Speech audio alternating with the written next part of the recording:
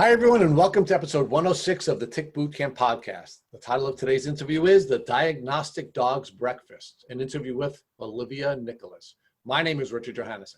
And I'm Matt Sabatello. Matt, today we have another international guest, a guest from Australia. And I love interviewing folks from other countries, especially countries like Australia, where, of course, they have an official policy that Lyme disease does not exist. But I also enjoy doing these interviews because we get to learn more about other cultures and how they would describe the challenges that people with Lyme disease face. And we don't have a phrase like a dog's breakfast the way they do in Australia, which means, of course, not in order or a shambles or, it's sort of a little bit of everything. And I thought that would be a really good way of describing Olivia's experience based on the interview we did with her. Rich, one of the things that really stood out for me for Olivia was that she was sick for over 10 years, her entire childhood with Lyme disease. She also got reinfected again a second time during this 10-year window, and she exhibited all of the classic Lyme-related symptoms, like she had Hashimoto's, autoimmune problems, Ehlers-Danlos syndrome, chronic inflammatory response syndrome, and even toxic mold syndrome, but it still took her over 10 years to get a proper Lyme disease diagnosis.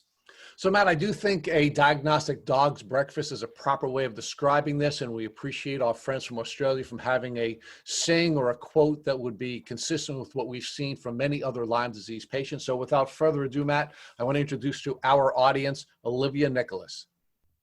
Hi, Olivia, and welcome to the podcast. Hi, thank you for having me. And we're blessed to have you. So, Olivia, can you share with our listeners where you are calling in from?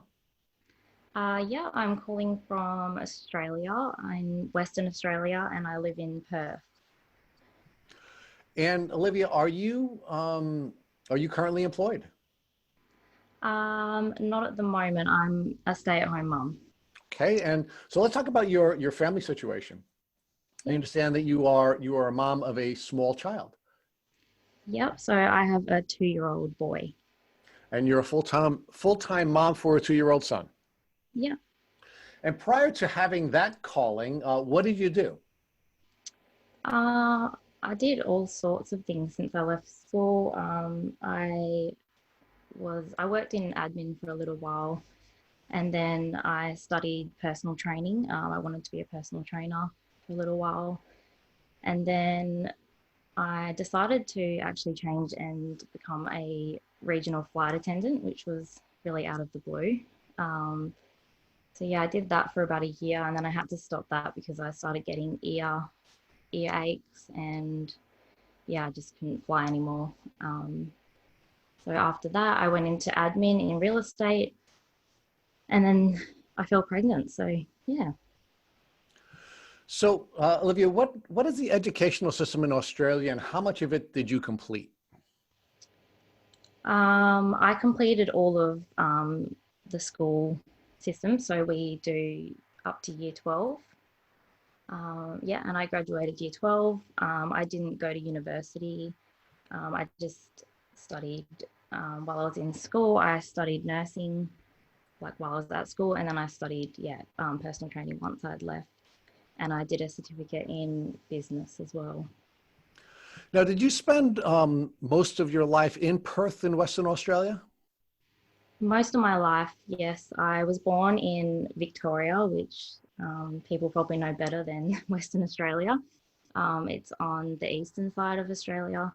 I spent 5 years there, and then I travelled back and forward probably twice a year to see my dad because he lived there. I lived here with my mum and my sister. And other than that, I've only lived in Perth. Could you describe what your childhood was like as a child in Perth in Western Australia? Yeah, well, it's pretty sunny here, so we spend a lot of time outside. I don't know if I love sports, but my mum was very competitive, put me into a lot of sports, pretty much tried everything. So I was pretty active as a kid. Now, as an active, outdoorsy kind of kid, did anyone ever give you any information or training on ticks and tick diseases? Definitely not. It is not something I had any idea about. Definitely not. So were you aware of ticks, and do you recall ever having been bitten by a tick? I wasn't aware of ticks. I honestly thought that ticks were the same thing as leeches. That's how much we don't get taught about them over here. I wouldn't have known what to do if I got bitten by a tick. Definitely not. So let's talk about your journey as a 13-year-old. Can you share with our listeners what happened to you when you were 13 in your tick disease journey? Yeah. So, yeah, it wasn't until I was 13. Oh, well, I still didn't know about Lyme disease or ticks or anything when I was 13. But yeah, looking back on my journey, I think that was the time that I was bitten by a tick. I had all the symptoms of an initial like tick bite, I which is now referred to as, I think that's rickettsia. I had the rashes down my legs. I had the bite on the back of my calf with the bullseye rash. I had the lumps under my arms, and I had a fever with nausea and headaches and everything when I was visiting my sister in Cairns. But yeah, it's only till now that I'm kind of linking that all together. So yeah. So just so that I can clarify some of that for our listeners. So you were approximately 13 years old, and you had some kind of a bug bite, which you recall resulting in you having a bullseye rash. Yes, and at the time I wasn't aware it was a bug bite. The doctors told me that it was an infected boil, but it was something I'd never seen before. But obviously, my mum took me to 3 doctors in that year, and they all said it was just an infected boil and that my leg rashes were just from shaving, and same with the lumps under my arm, even though they were actually internal lumps, they weren't external ones. So yeah, I don't know how they thought that was from shaving. So Olivia, what triggered your mom to take you to the doctor? What was it about this this lump or boil or bite that caused your mom to take you to the doctor? I think because I was just talking about it a lot. It was there for quite a while, and I'm pretty sure it hurt. It's hard to remember all the way back then, but I assume there was definitely a reason why she kept taking me to different doctors. The rashes on my legs were like nothing I'd seen before until I've looked into Rocky Mountain spotted fever and rickettsia diseases and seen, yeah, that other people have had the exact same reactions. Now, you said that you and your mom went to see several doctors at that stage in your journey. Why did you go to see so many different doctors? I think my mum probably just felt like we weren't getting the answers that we were looking for at the time. And then I had a few other symptoms around the same time pop up, to do with my mood. Like I started developing anxiety and depression. I failed one of those tests, or not failed, I was pretty high risk in the tests they do at the doctors for depression and anxiety. And I think that really worried my mum at the time. So she just wanted to get to the bottom of that. So you had what you now know to be a very traditional appearing rickettsia rash, as well as now neurological symptoms. You went to several doctors and no one was able to diagnose you with a tick disease. No, I definitely don't think it was even mentioned. Yeah, they don't believe in Lyme disease in Australia. The only one they do believe in is rickettsia, but still they failed to test for it or anything. The only test that they sent me for was for a staph infection, which it came back negative because it obviously wasn't that. So now, how did your symptoms develop, and what impact did these symptoms have on your childhood? Uh, Definitely. So yeah, the depression and anxiety took a big toll on me because I was only at the start of high school, and I guess I thought that it was because of something else. I always thought that there was something else going on. I didn't really understand what was going on really. I didn't feel like I was in control of my like feelings and thoughts as much as I used to be. I started to not attend school as much. I guess I was up late at night worrying, and I would sleep in, and then I would not want to go to school. And I think for a while my mum thought I was just being a typical teenager. But yeah, it wasn't until that lasted for a bit longer that I think we all started to worry. Now, what type of goals were you pursuing at that time in your life, and how did these symptoms impact your pursuit of your goals?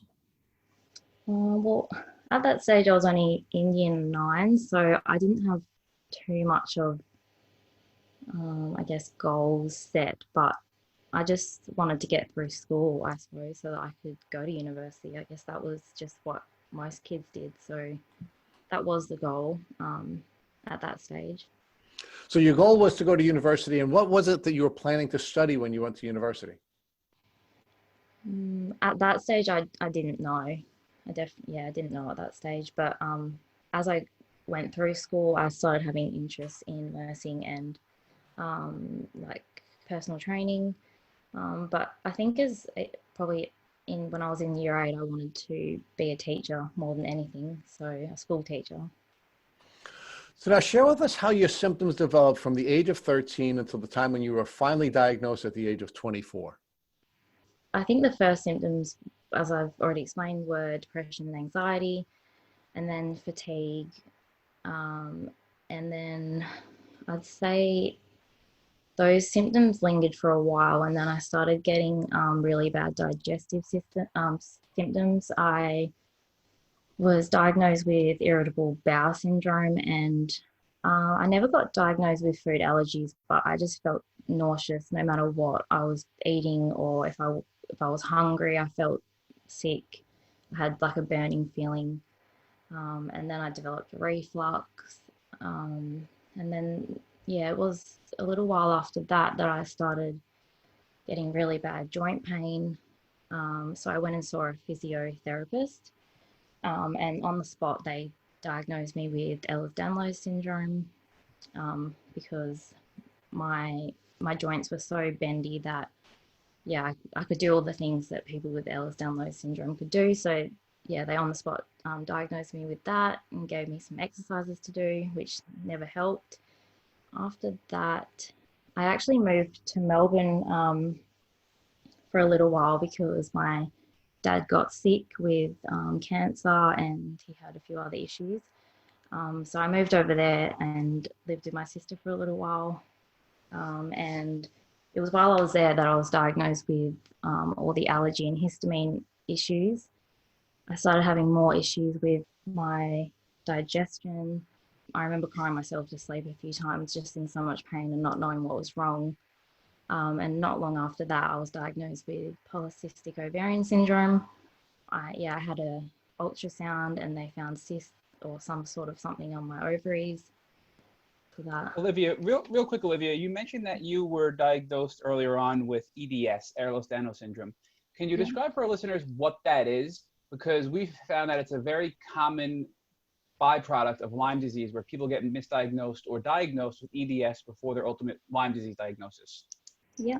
So I've got, I think it's like you get stretchy skin, you get really sore joints, and they're really flexible, but not in like a like it hurts in a sore kind of pain way. Like when you move your joints, it hurts, but they stretch quite far. So I think they were the main things that I had when I was diagnosed with it, but I'm not too sure what other things. Another thing, Olivia, is that we've noticed that you've described for us there were a lot of psychological symptoms you've had in addition to physical symptoms. And of course, you know now that the psychological symptoms are actually symptoms of Lyme disease. But were your doctors at any time thinking that your physical symptoms were just a result of psychological problems and just sort of dismissing you to the psychological realm and not addressing any sort of physical illness or bacterial infection like Lyme disease? Yes, definitely. Majority of my issues were linked back to depression and anxiety. They didn't really ever look for anything else, no matter how many times I went to the doctor, no matter how many times, or no matter how many new doctors I saw. Yeah, they never looked into any sort of bacterial infection or insect bite or anything like that. It was always linked back to depression and anxiety causing all of my symptoms. Olivia, how did they link the allergies back to your depression and anxiety? Because you were developing allergies for, I think, environmental allergies and also food allergies. So what were your doctors saying about these out of the blue allergies that you developed? Uh, Nothing. They didn't look into them. I think I had one test done, which was a blood test that they test you for allergies, and it all came back fine. But I've since discovered that that's not the way to test for allergies. There's a different way, which I never went down that path of figuring it out because at the time I didn't know. But yeah, they never really had an answer for those ones. They just told me to take antihistamines every day, so I did that at the time. So you've already mentioned that you've seen a lot of different doctors and had a lot of different symptoms, and pretty much every doctor just kind of resulted with, hey, these are all linked to your depression and anxiety because they couldn't figure out what was really wrong with you. So in total, before your Lyme diagnosis, about how many doctors do you think you had to see before you got your ultimate diagnosis? Yeah, so between the age of my symptoms starting and yeah, last year when I found my Lyme doctor, I think there was about 50 doctors, just general practitioners that I saw in that time trying to find out what was going on. And that's not including like counselors or psychologists or chiropractors or anything like that. Were there any other diagnoses or misdiagnoses that you had before your Lyme diagnosis that you explored with doctors? I think majority of them I have mentioned. The only other one, yeah, the only other ones are ones that recently happened since last year. Anything in the autoimmune world, or is that not the case for you in your journey? Yeah, so I was diagnosed late last year with Hashimoto's autoimmune disease. Um, at first, I was diagnosed with postpartum thyroiditis. I saw about 3 doctors after having my son, and they all said that it would fix itself over time, and it never did. So when I found my Lyme literate doctor, he did the test that no other doctor does for some reason, and they found out that I had antibodies for Hashimoto's. Now, all of these things you're describing, from our perspective, are classic Lyme disease symptoms, from the autoimmune disease to your psychological issues, to your allergies, to pretty much everything you've described. So throughout the 50 plus doctors, not one of them in Australia ever mentioned a tick disease or Lyme disease. No, not one. And I can guarantee, even if I took my positive blood test results to a general practitioner here, they would tell me that I don't have Lyme. So Olivia, talk to us about hormone issues that you've experienced and what role they may have played in other things that have gone on in your life. Yep. So I think I've struggled with hormone issues probably since around I was 14. When I developed polycystic ovarian syndrome, yeah, I had really painful like cramps and everything. And after I was diagnosed with that, I went off the pill because it wasn't, I found out that it wasn't good for me and that it was probably causing some of the issues. Just trying to think. Sorry. Right. So Olivia, we from your pre-interview questionnaire, you had mentioned that you had a miscarriage and you believe that was linked to some hormonal issues that were the cause of Lyme disease.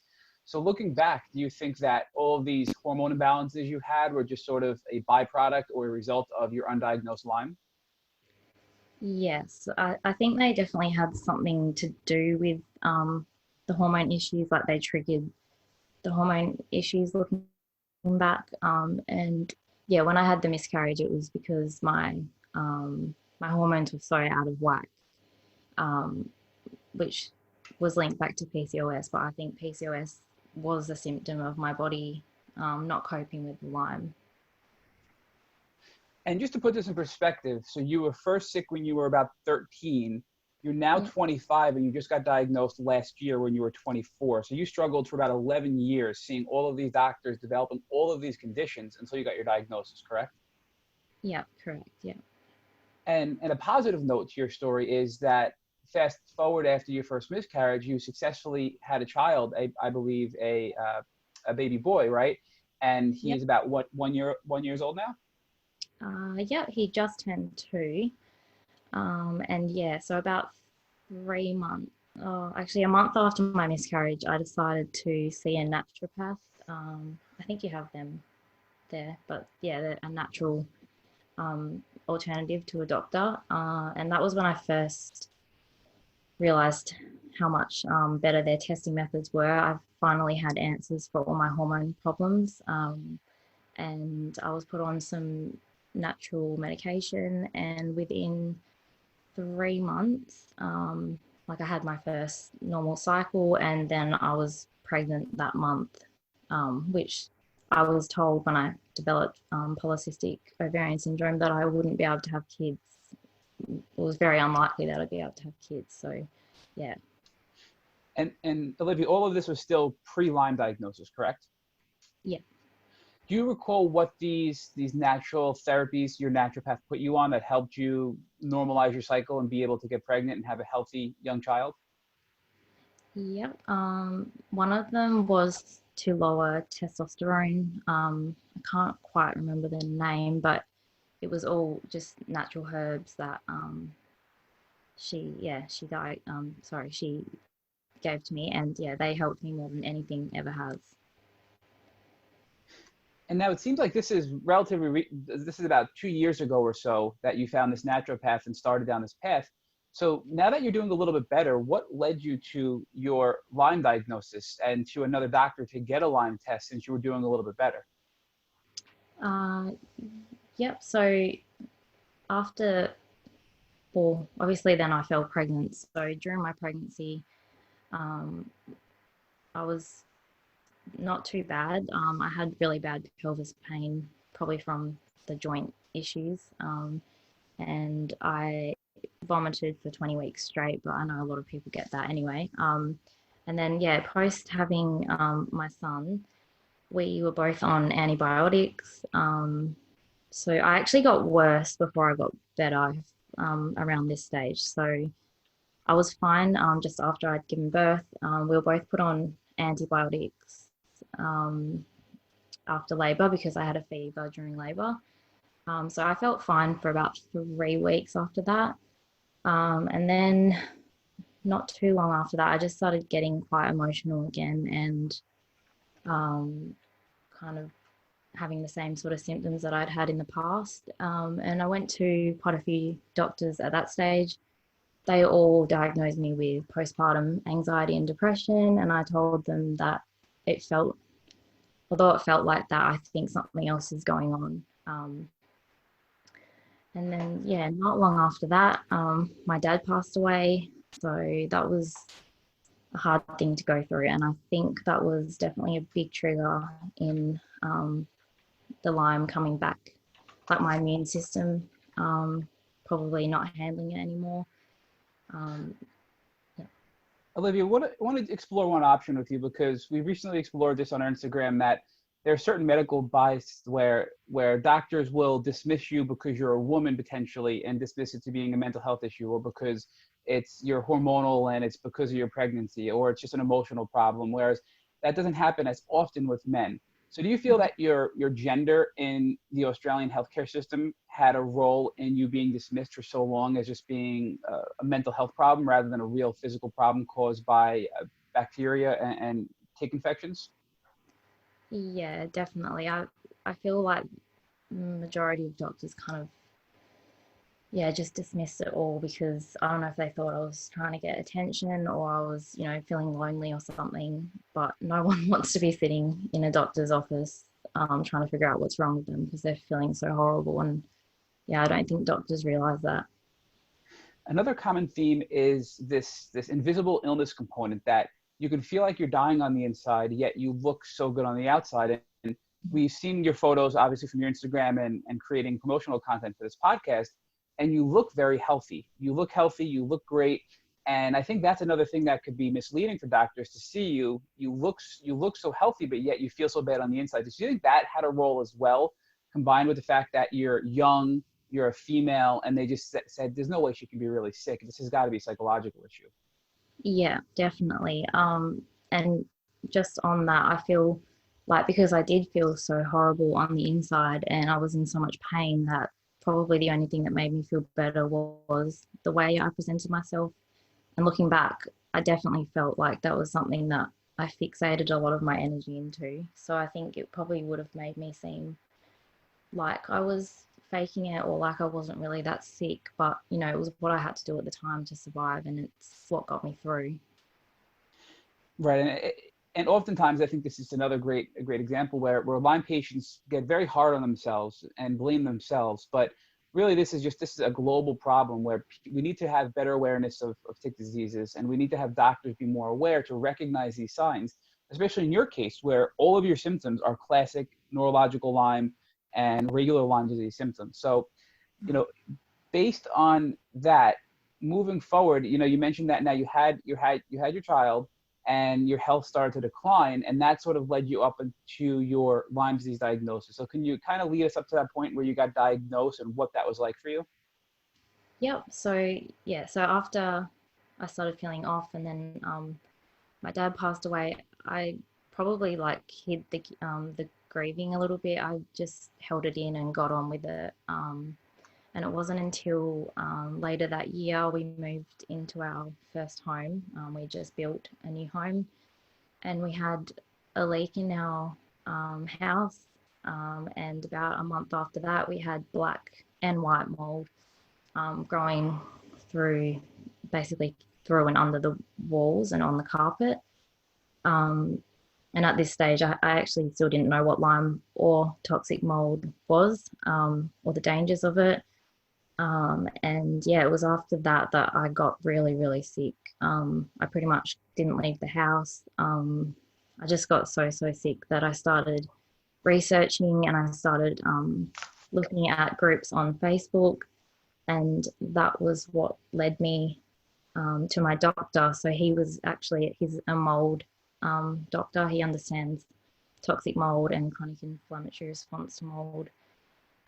So I went and saw him for that issue, and he did all the tests that he does for all of his patients, and that was when I did the CD57 test, and it came back at 50, which is really low, and it indicates that I was going through a chronic infection. Olivia, can you talk more to us about the CD57 test? Because here in the United States, it's very controversial, and many doctors won't even do it because they feel no matter what, it's not a proper indicator. However, many Lyme patients have used that as a tool to ultimately lead to their Lyme diagnosis. So how is that used in Australia to lead to a diagnosis of Lyme disease or any other condition versus here in the United States where it's not really commonly used?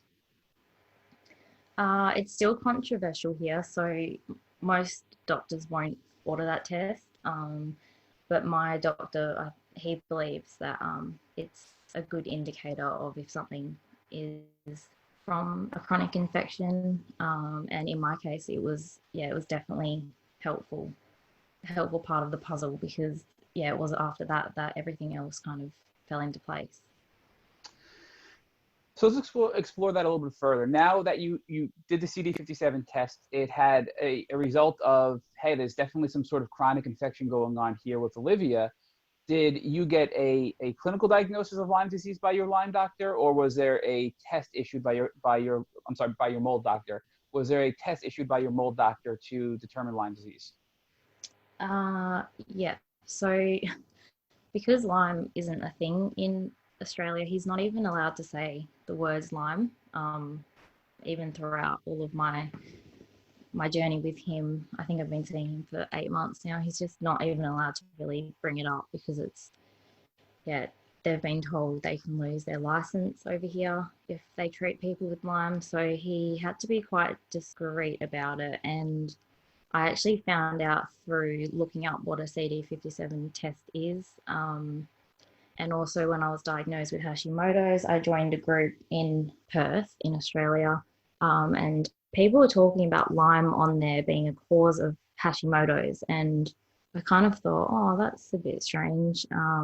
And so I watched a documentary called Lyme Disease Australia, I think it is. And I actually saw my doctor on there, and I like pretty much burst into tears because watching that video, seeing everyone's experiences of Lyme and how long it took them for their diagnosis and all their symptoms along the way, it really made me feel like this is definitely what's going on for me. And I just remember crying to my fiance saying, I think I have Lyme disease. And yeah, that was what made me realize it. And then from there, that's kind of when everything started going ahead with the testing, but it was still very discreet. So essentially, you came back with these alarming CD57 results. Your mold doctor never said Lyme, although she probably knew about it but wasn't able to say it. You did your research, came to that conclusion on your own, and then brought it back to your doctor. But we do have to ask, because here in the States, a lot of these type of doctors, naturopaths and specialists like mold doctors, are not covered by insurance. So how is that in Australia? Are these doctors considered specialists? Are they within what's covered by your insurance, or are these all out-of-pocket payments from your naturopath and now your mold doctor that you saw? Yep. So I'll just explain. So this doctor, he is a general practitioner, but he's called an integrative doctor. So he is covered by insurance, thankfully, but nothing else is. So he then referred me on to a naturopath, a different one to the one I'd seen previously for my hormone issues. But yeah, he referred me on to a naturopath and a homeopath. So at one point I was seeing all three of them to try and figure out what was going on, because yeah, it was kind of like they all couldn't do too much, especially the doctor. He had his hands tied. He couldn't go into it too much. So that's why he sent me to the homeopath and the naturopath. Olivia, do you believe that you're this general practitioner who specializes in mold, and now your naturopath and your other practitioners you were seeing thought Lyme, but were fearful to even bring it up to you because of the risk of them losing their license? Because it sounds like this doctor was on one of the most popular Lyme documentaries in Australia talking about Lyme disease. You had all of the classic Lyme disease symptoms. You had the CD57 markers, yet he never even brought up Lyme disease to you. Yeah. So, because he had to use the words chronic infection, because that's just the way things are in Australia. And unfortunately for me, that came into place last year or the year before. So it was around the same time that my symptoms got really bad from the toxic mold that that they weren't allowed to even explain these things anymore. So I was kind of stuck in limbo, and yeah, he wasn't allowed to say anything, and that's why he sent me off. And the homeopath told me straight away that I have Lyme disease. So that was kind of the first time I heard it from a professional. And yeah, that was when I tested positive for the co-infections and Borrelia, which, yeah, the main Lyme. Now, this homeopathic doctor was after your CD57 markers and after you did the research to find Lyme on your own. Is that correct? Yeah, it was, yeah. And what testing did this homeopathic doctor do for the co-infections of Lyme and Lyme disease to get your positive diagnostic testing? Yeah, he uses a bioresonance testing method, which I thought I wasn't so sure about to begin with, but it was amazing what it picked up. It picked up all of my diagnosis that I've had previously. It picked up allergies that I've had. It picked up the same mold that was tested in our house. It picked it up in my body. So I really believed in what he was doing. And then, yeah, it picked up all of the Lyme disease and the co-infections that I have. So Liv, we have to share with you that the first time we heard, Rich and I, about this bioresonance testing, for me at least, it sounded so bizarre, and it was hard for me to really fathom and grasp how this could be real. But we've had so many podcast guests. We mentioned that you're our 115th guest, and many of them have used bioresonance as a means of testing for Lyme and co-infections. And they've all said the same thing, that they were shocked at how accurate these tests are and how it picked up other things aside from Lyme, like you mentioned, allergies and whatever it may be, and how it really helped them get the proper diagnosis and treatment that they needed. So you're not alone in that regard. So for anybody listening, you should really explore that as an option, even if it sounds a little wacky, because we were there, but now we're firm believers in it as well, just like you. So a follow-up question to the mold is, you were exposed to mold in your home. Was anybody else that you were living with experiencing symptoms from that mold exposure, or was it just you? Yes, so it was mainly me, but my son also, he was only 1 at the time, and yeah, we're looking into that at the moment, but he was definitely affected by it, because we were both home more than my fiance. Yeah, I think we were definitely more affected, and I also think because I have the underlying Lyme, that those two don't make a good mix. So yeah, but yeah, my You son was definitely affected. He was sick all the time around that stage. So on that note, it sounds like because of your weakened immune system and just body as a whole, that you were more susceptible to the Lyme, and you were home more than your fiance. And as a result, you were sick and he was not. And you did mention that your son had some symptoms as well. So that sort of leads us to our next question of congenital Lyme, or being able to pass Lyme disease on to your child during birth. Have you researched that at all? And what are your thoughts on congenital Lyme? Yeah, so I obviously, once I found out I had it, I didn't even think of it to begin with. I didn't think it would be possible. But I think, yeah, it was along my research journey that oh no, it was my naturopath actually, sorry. She, yeah, she brought it up. She said most people that she knows with Lyme, their whole family has it. And yeah, my heart sank because I just thought, oh my gosh, I don't want my son to go through this. And I felt bad because, I wasn't aware of it before I was pregnant. If I was aware of it, I would have made sure I did everything I could to prevent it from happening. So yeah, we are looking into that at the moment. So let's explore further now that you finally have your diagnosis. And now it's not just Lyme, you have many co-infections as well. And I think one of them you mentioned was rickettsia, and you had classic signs of that when you were much younger, with those rashes that were dismissed as razor bumps, essentially. So now that you have this diagnosis of all of these different tick diseases, what was the plan, and who developed that plan? Was it just your homeopathic doctor? Was it your homeopathic doctor working with your naturopath and your mold doctor, who was your general practitioner? And how did you proceed? Yeah, so my doctor knew both the homeopath and my naturopath, but they didn't work together. So once I had my results from the homeopath, and he made up some tinctures, I think they're called, um, to help my immune system fight off all the things that were going on. Um, Once I had all of that, I took all of that to my naturopath, because I had experience with naturopaths in the past, and I really like the way that they have a whole body approach. So yeah, once I took all of that to her, she looked into all of that, and then she did her own further testing, which was the dark field microscopy, which is where they take some of your blood and they look through a microscope. And yeah, it was the next time I saw her that she said, "You definitely have Lyme. I can see Borrelia and rickettsia." And from there, yeah, she decided that I should do the rickettsia blood testing, because that's one blood test that they do in Australia.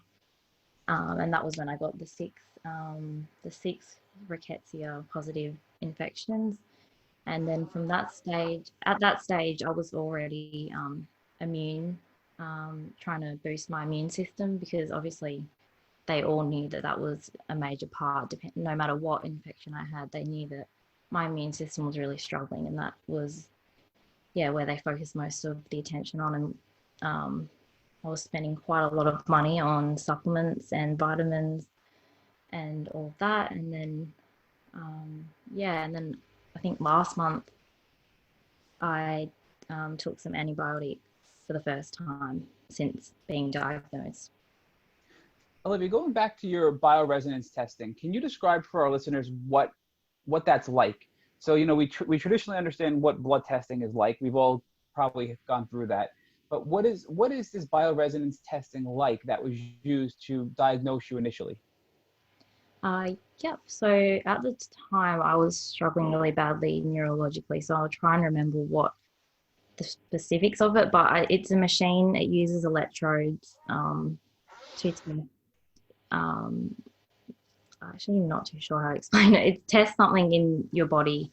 It's like a reaction in your body to the electrodes, and then from there, it connects to all these kind of tinctures, and then from that it makes up your own one, which is, yeah, small parts of things that you've got, and then it helps you boost your immune system.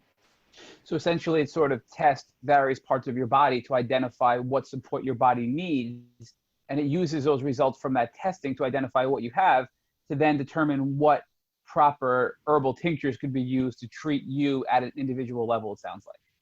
Yeah, yeah, So yeah. Olivia, a lot of these things that you did here in the States are not covered by insurance. A lot of the testing you did, a lot of the treatments you did. So what part of your testing and treatments were actually covered by your health insurance? Um, Absolutely nothing except for, luckily my general practitioner doctor, he is on Medicare, which is our health system in Australia. So I was lucky enough to see him through that, but I have private health insurance and nothing was covered. They took all natural remedies off private health insurance in Australia last year. So pretty much if you want to go down that natural route, you need to pay for everything up front. If you had to estimate, and this may be a hard question and it's fine if you can't answer it, if you had to estimate how much money do you think you spent out of pocket on your Lyme treatment overall from the entirety of your illness, from the time you were young up until the present date? Oh, yeah, there'd be quite a lot of money because all the years that I was told it was just depression and anxiety, I think I tried every single medication that there is available. And all my hormone issues, I've tried every thing that was available for that. So I would have spent quite a lot of money over those years just trying to, yeah, cover those symptoms at the time. But since things got really bad late last year, I think I would have spent roughly 5 grand just on appointments and, yeah, vitamins and all of that. So now let's talk about your treatment moving forward. So once you were given these herbal tinctures to start to boost your immune system and help your body recover and fight back against the Lyme and really restore your body, what was that like for you? Talk to us what it was like the first time you took this herbal tincture and how it developed over time. Yeah, I think because when I first started that, I was really at my lowest point, like rock bottom. I think that was when I was really, really struggling. So when I started taking, yeah, the herbs, to see an improvement from them was pretty cool. Like I definitely saw an improvement in the first month of taking them, just little things. It wasn't a huge improvement, but just little things. And I didn't keep taking the tinctures because I then saw my naturopath and I just didn't want to be doing too many different things at once. But definitely immune boosting is something that's really helped me. So you were on the tinctures for a short period of time, and within the first month, you started to see small results. Then your naturopath sort of changed your treatment protocol, and you pivoted to something else. So what was next after these herbal tinctures that got you a little bit of your health back? Uh, Diet changes, that was a huge one. When I first saw my naturopath, because of all of my symptoms and my history and all of that, she pretty much recommended I cut out majority of foods. So I was having a pretty basic diet for a little while, which I think it actually added to my stress for a while, but it definitely made my other symptoms better, like my digestive symptoms, sorry, and fatigue and all of that. And even, it sounds weird, but like my neurological inflammation and my mood swings, all of that seemed to get better when I changed my diet. So yeah, I definitely think diet was a huge thing for me. So when you went off the herbal tinctures, you primarily did a diet change with your naturopath at first. Was there anything else in parallel that you did in addition to your diet changes? Yep. So I still I took a lot of vitamins at that point. Everything that I was deficient in, I was taking, as well as other things that my naturopath has seen work with other patients of hers. And yeah, that's all I've really done since then until I think it was about March this year that I took doxycycline for a month. I'm going to back up a little bit before you get to the doxycycline and ask you about, you mentioned you had mood swings, and a very common thing with people with chronic Lyme disease is Lyme rage. And we didn't really learn about this until the last couple of months because many people don't want to speak about it, but it is very, very common that people with Lyme disease develop this Lyme rage, and they look back and go, say, I don't even know. It was like it wasn't even, it didn't seem like it was me. It was like sort of like an out of body experience. So did you ever experience Lyme rage? And if so, can you describe for our listeners what it was like for them? Yeah, I definitely experienced that all through school and even after school. It was like an uncontrollable snap of rage. 1 minute you're fine, and then something sets you off, and yeah, you don't seem like yourself anymore. You get angry and you can't control your emotions, and then afterwards you just feel so upset that it's happened because you have no idea what it was. And um, yeah, like I mentioned before, since changing my diet, those have reduced dramatically. So I definitely think things that I was eating and causing inflammation in my brain and everything was causing them. Olivia, can you give us specific examples of what you did with your diet, what you eliminated, and what you introduced to help your health?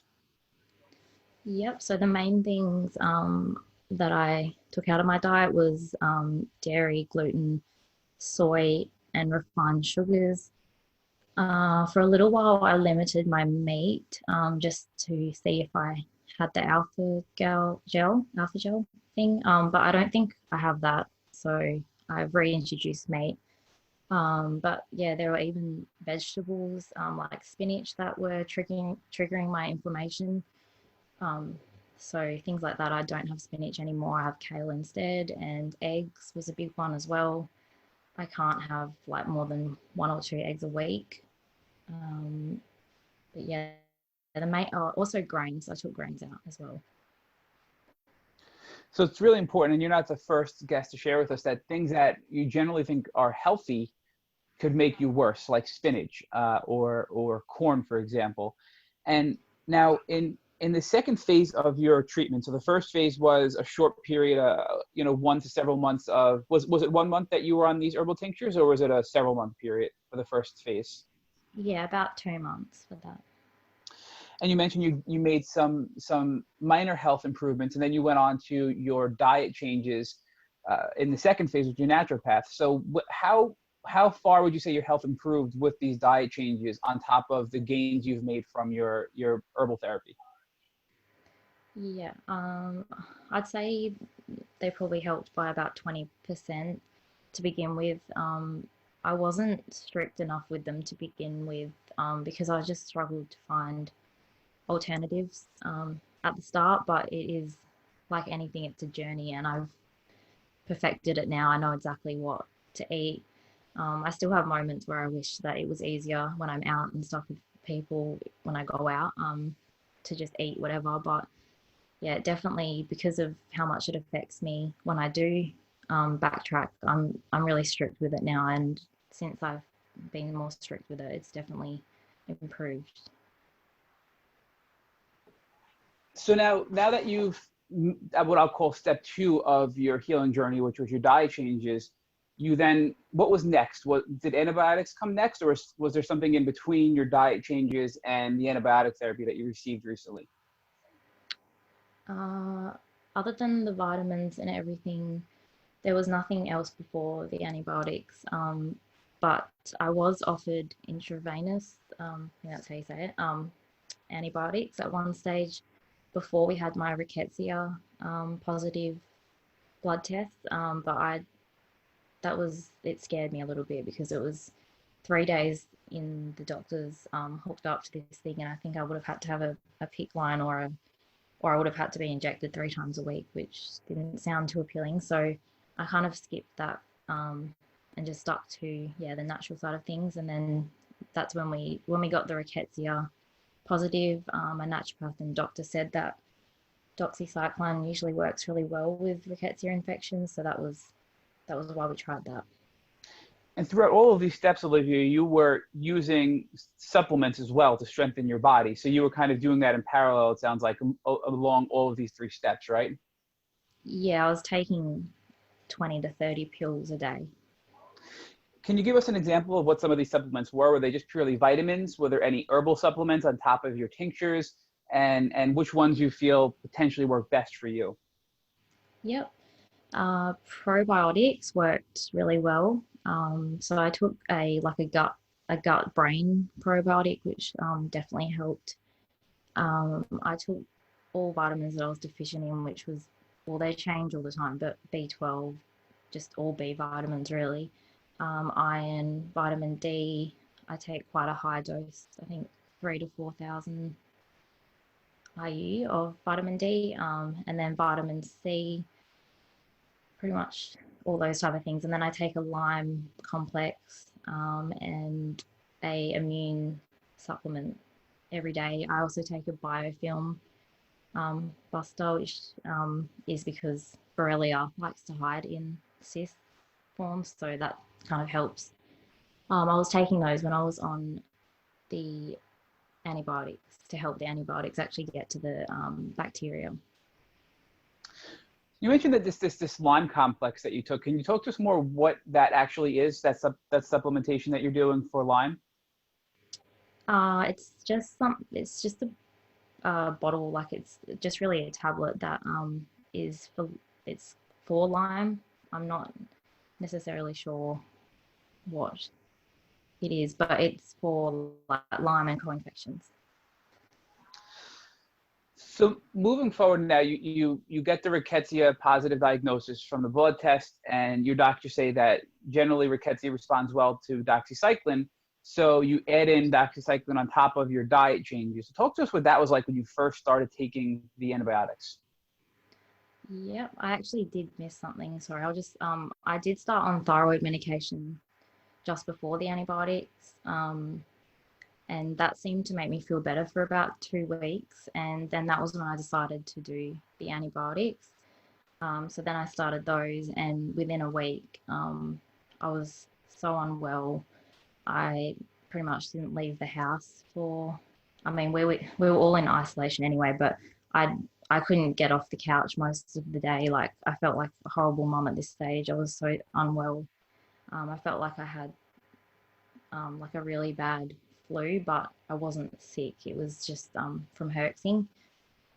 So yeah, I continued the full dose, which was 30 days. And then I called my doctor and just said, like, I've been feeling horrible. And that's when we decided to stop it for the time being. Did any of your doctors, your naturopath, your primary care physician, or any of your doctors tell you that you could potentially feel worse when you started the antibiotics due to herxing? Yes, my naturopath did. She definitely let me know. But I didn't think it would last like the whole month. And neither did she. So when it was lasting that long, we just decided it wasn't the right time. So this was around March of this year, and the full month of antibiotics, you were pretty much herxing that entire time. So when did the herxing stop? And did you see any benefits from the antibiotics once the herxing subsided? Yep. So the herxing stopped pretty much within 2 days of stopping the antibiotics, and I'd say, yeah, I did improve a little bit the week after. All my nausea went away from the herxing. I still didn't have great energy levels, but one thing I noticed was my pain was a little bit less at that stage. But then, yeah, it all came back within 2 to 3 weeks from then. So now this is fast forward to 3 weeks after your antibiotics. So I guess we're now in around April of this year, right?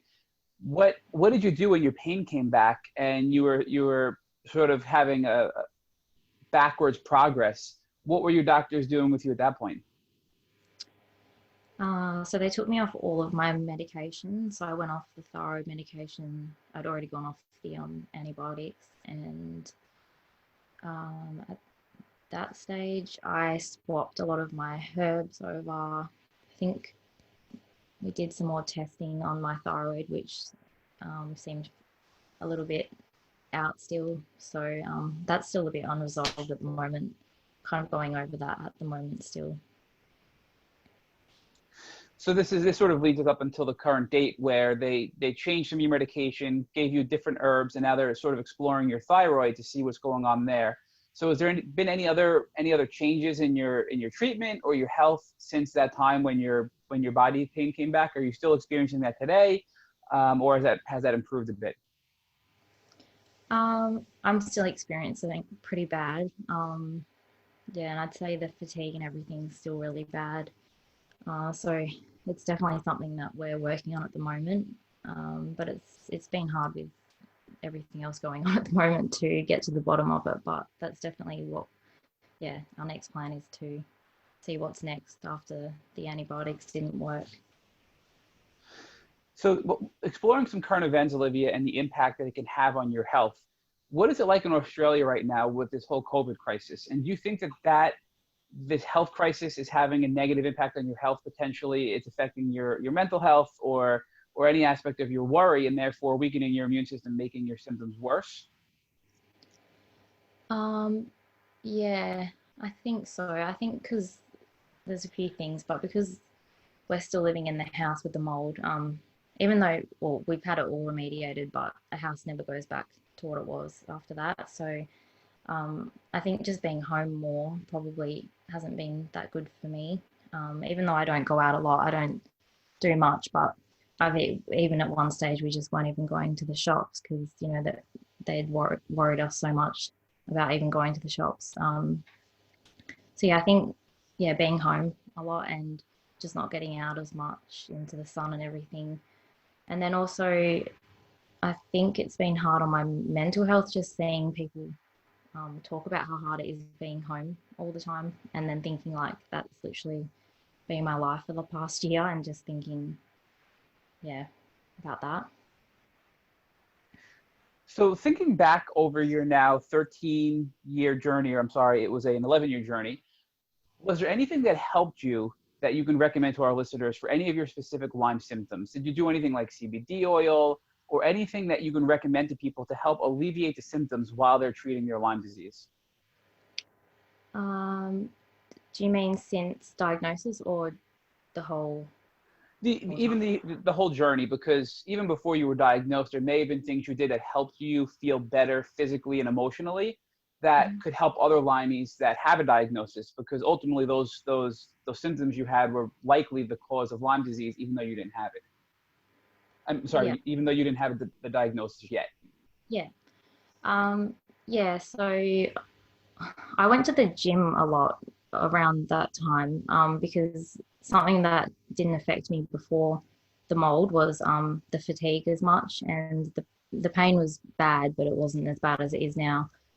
So I was quite active at the gym, mainly weights and everything to strengthen the joints and relieve pain with that. I took baths, I went to the saunas, and I did all of this just to try and feel better at the time. But yeah, looking back, that would definitely help with Lyme. And now at the moment, the only thing that helps at the moment is Epsom salt baths. So now looking forward, what are your next steps with your team of doctors? It sounds like you're still working with the three main doctors that have helped you. What is your plan moving forward? Do you have a plan, or are you still waiting on test results? What do you see for yourself over the next few months in your healing journey? We want to do the testing for our whole family, the testing in Germany. I think it's the IGenics testing because it gives you a really thorough overview of the co-infections and everything that you have. But we're just putting that off at the moment because, like my doctor said, the treatment options in Australia won't change even if my results change. So yeah, at the moment it's just constant doctor's appointments with me and my son, just trying to I guess for him, rule out everything before we go down the path of looking into Lyme for him. And yeah, for me, it's just constantly changing vitamins, and I might eventually, yeah, try IV antibiotics.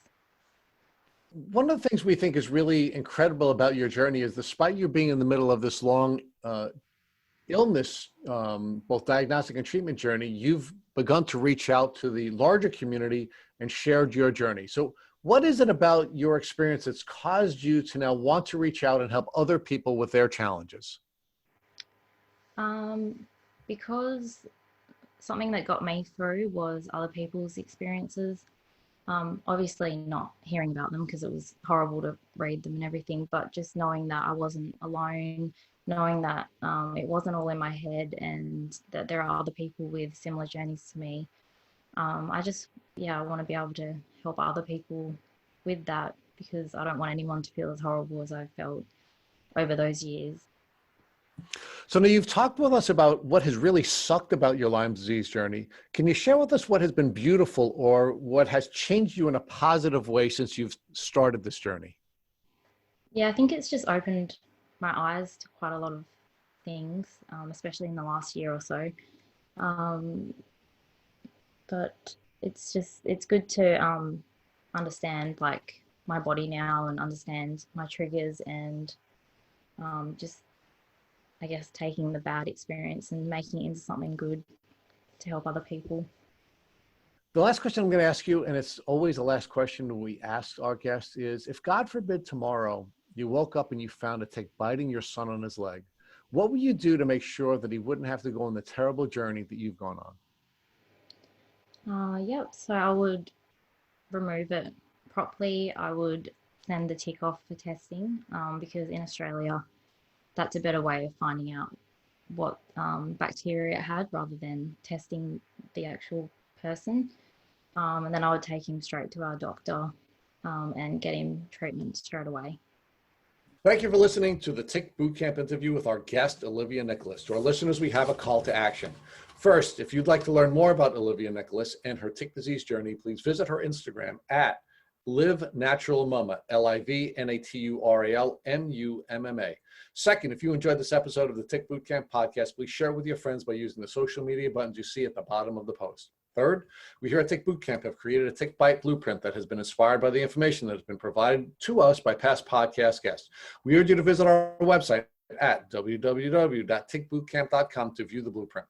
Please note we would appreciate any input or improvements you would like to offer. Fourth, don't forget to subscribe to this podcast on iTunes, Google Play Music, or Spotify to get the automatic episode updates of our Tick Bootcamp podcast. And finally, please take a minute to leave us a review on iTunes or on our website. Thank you for listening.